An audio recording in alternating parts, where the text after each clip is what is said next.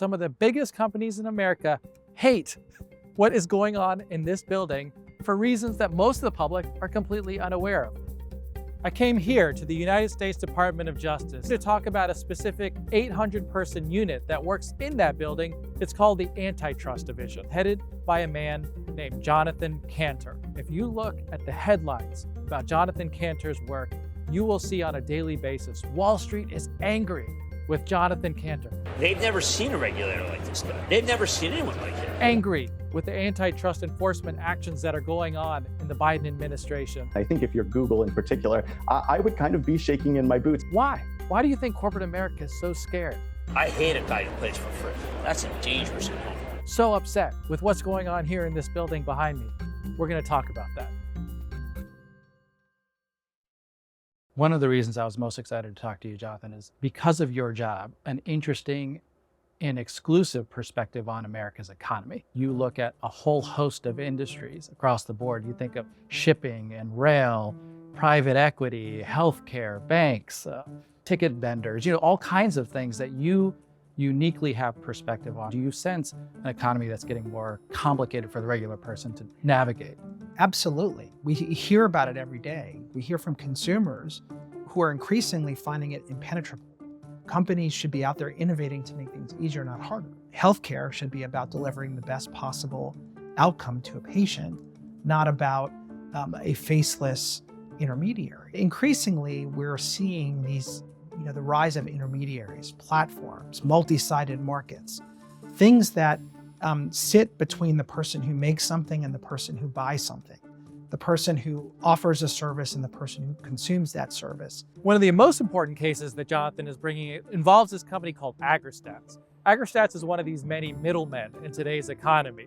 They don't produce anything. They're a data warehouse. They find a price point that works for the profit maximization of the largest meat producers while keeping the farmers' take as low as possible. More money is being gobbled up by those intermediaries.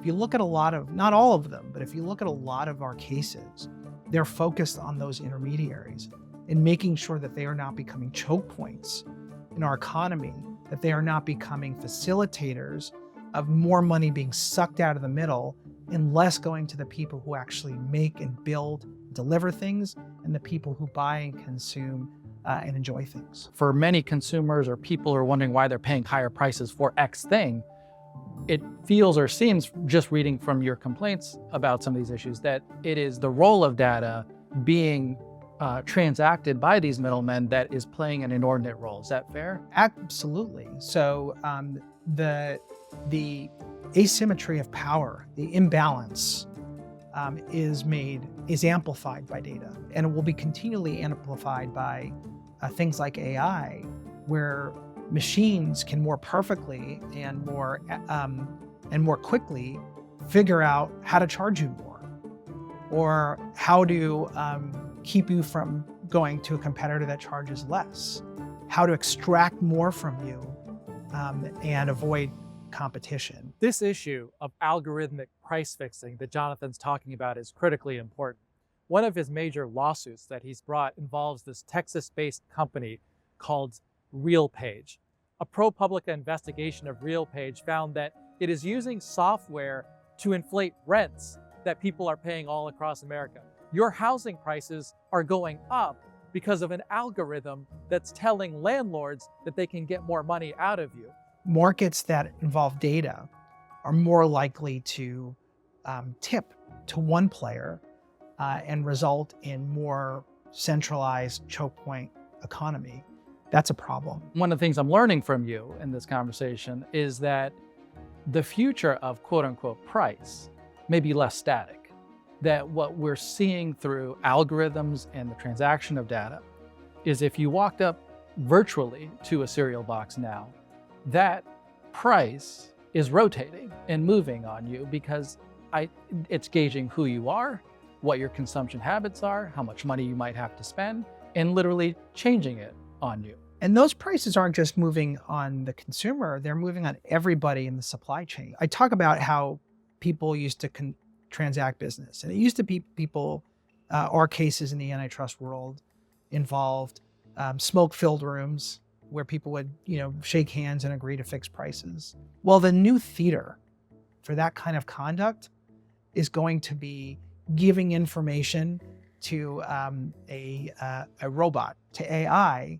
that steps in and does that same thing, but can do it faster, it can do it more precisely, and it can do it in a way that's more insidious and nefarious. And so it's really important that we say, okay, just because it's a 1 and a 0, it's just because it's being done by a machine instead of a person, doesn't make it any less problematic. In some ways, it makes it worse. How much does the consideration of the laborer in today's economy factor into how you think about the cases that you bring? This is essential. There's one case that we're very proud of where it was a private case, but where we took an important role in arguing for a precedent. And this was a woman, a hardworking woman at a McDonald's, and she wanted the opportunity to get a managerial position. She couldn't get it at her current establishment, so she interviewed and got an offer to be a manager at a different franchise. And so this was the pathway to upper mobility. You go from being a fry cook to being a manager. Well, there was a non-compete agreement that said she couldn't take the job at the other fast food establishment, even though that job was not available where she currently worked. And she had the courage to sue.